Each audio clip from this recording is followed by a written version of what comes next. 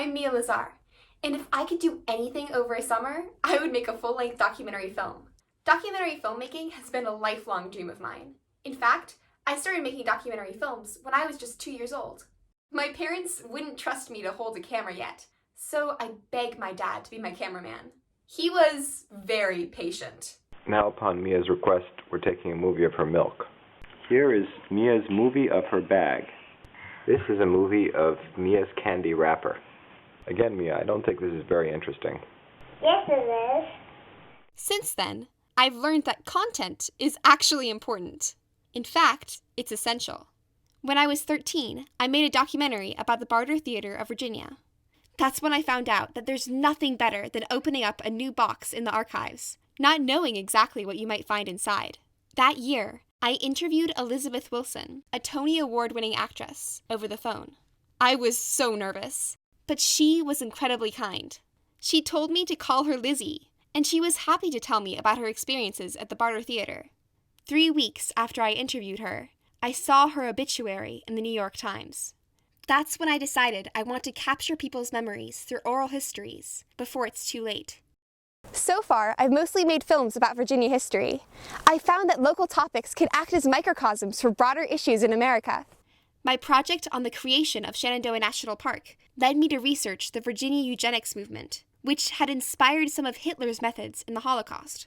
My documentary about the Mountain Valley Pipeline became a story about eminent domain and land disputes between American homeowners and large corporations.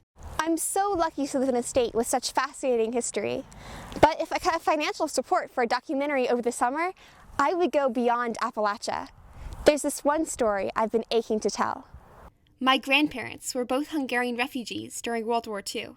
As a small child, my grandfather lived in a diverse neighborhood in Budapest in the early 1940s. My grandfather would listen to the bombs fall every night, sometimes fleeing to his family's makeshift air shelter.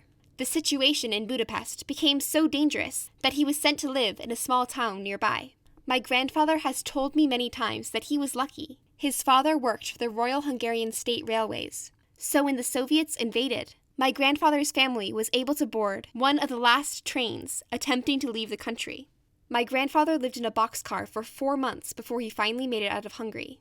At one point on the trip, the tracks in front of his train were bombed, forcing him and his parents to leap from the moving train. I feel that accounts of post-war refugees are being lost to time. For my summer documentary project, I traveled to Hungary and Romania in order to retrace my grandfather's journey.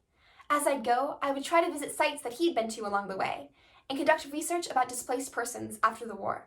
I'd follow the route of the boxcar in which his family tried to escape communism and see if I could find records of the bombs that nearly killed him. I'd visit the town in Germany, where he spent 7 lonely and hungry years waiting for permission to come to America. I'd like to research more about the USNS General C.H. Muir, the ship that granted my grandfather's family passage to America. I would also want to contrast America's response to refugees today with my grandfather's experience. My grandfather, with his strong Hungarian accent, has never once been told to go back where he came from.